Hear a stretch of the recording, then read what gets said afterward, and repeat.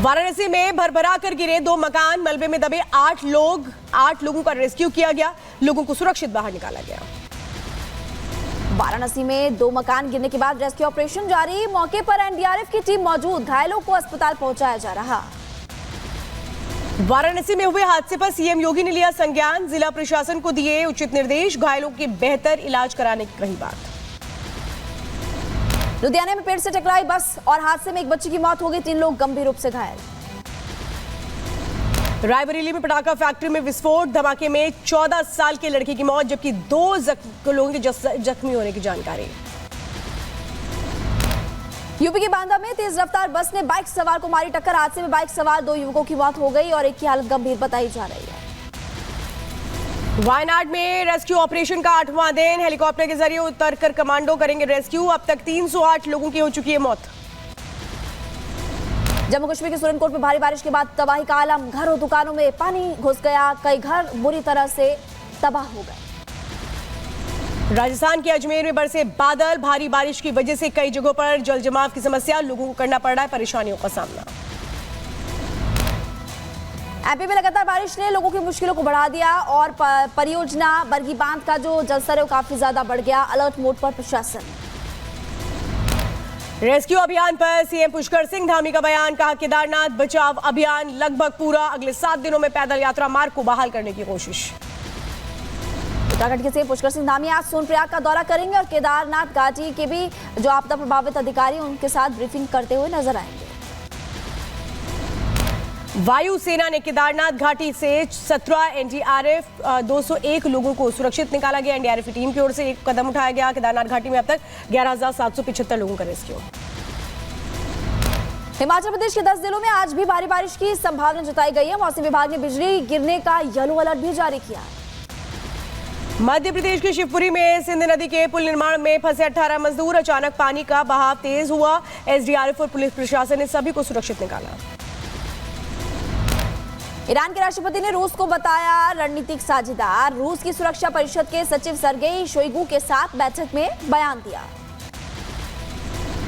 रूसी रक्षा मंत्रालय का यूक्रेनी गोला बारूद डिपो, इलेक्ट्रॉनिक युद्ध बेस स्टेशन और कई रॉकेट लॉन्चर प्रणालियों पर हमले का दावा। रूस ने यूक्रेनी मिसाइलों को भी मार गिराने का दावा किया। चीन के यात्री विमान C919 ने नए मार्ग पर किया परिचालन और 139 यात्रियों को लेकर सोमवार को शियान जियांगांग अंतर्राष्ट्रीय हवाई अड्डे से विमान से उड़ान भी भरी। दक्षिण पश्चिमी चीन के लियू पांशुई में मिला चीन के ठंडे शहर का खिताब। गर्मी से बचने के लिए चीन के ठंडे शहरों की तरफ भाग रहे पर्यटक।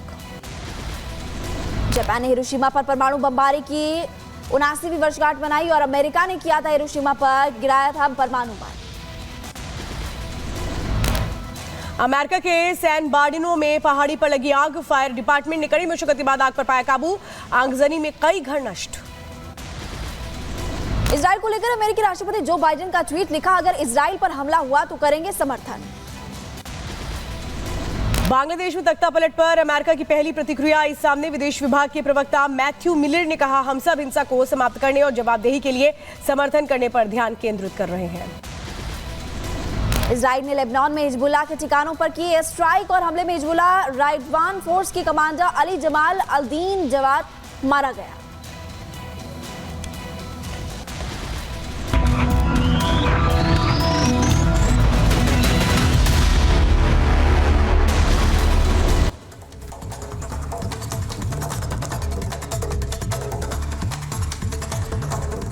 और इस वक्त खबर वाराणसी से है, जहां यह बताया जा रहा है कि लगातार मूसलाधार बारिश की वजह से 2 मकान ढह गए और उसके नीचे लोग दब गए, जिनको बचाने के लिए एसडीआरएफ की जो टीम है वो लगातार मौके पर मौजूद है। इसमें 2 सिपाही भी शामिल हैं जो उस मलबे के नीचे दबे हैं। 1 मिनट की रिपोर्ट दिखाते हैं।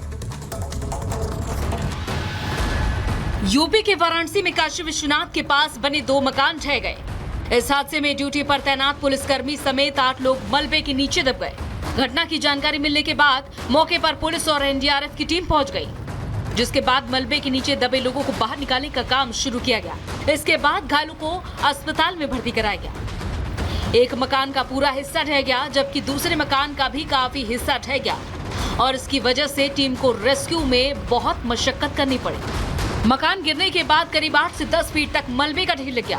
बताया जा रहा है कि पुराना मकान होने की वजह से मलबा बहुत ज्यादा है, जिसे हटाने का काम जारी है।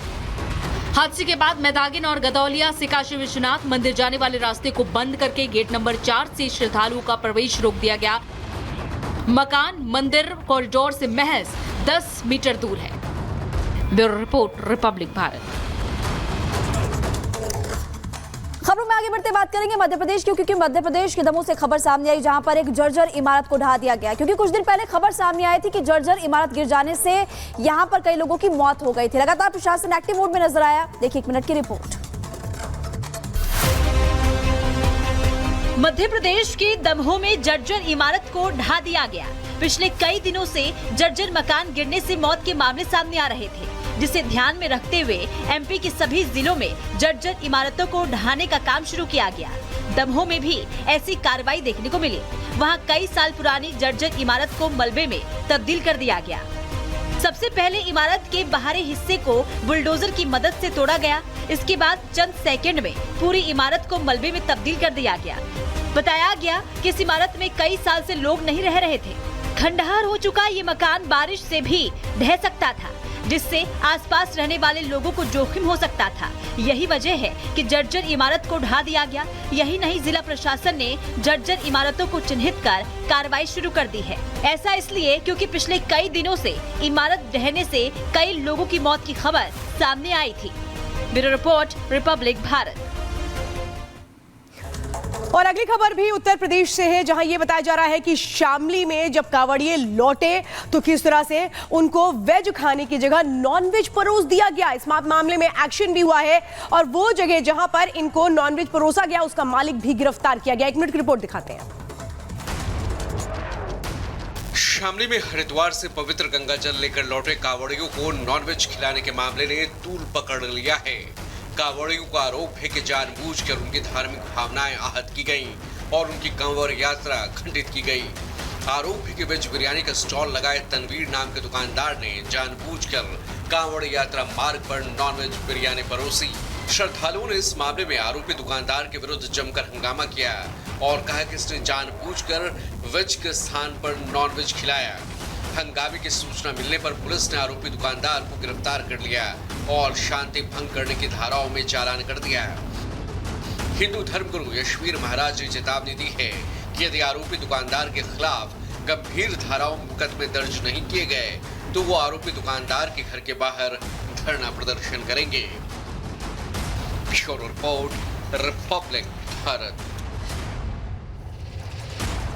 और चलिए अब खबरों में आगे बढ़ते हैं। बात करेंगे राजस्थान की, क्योंकि राजस्थान के नेता प्रतिपक्ष टीकाराम जूली ने दरअसल मंत्री के बेटे को सरकारी वकील बनाने का जो मुद्दा है वो उठाया। इस पूरे मामले को लेकर लगातार अभी वार पलटवार का सिलसिला भी तेज होते हुए नजर आ रहा है। पूरा मामला क्या है, 1 मिनट की इस रिपोर्ट के जरिए देखिए।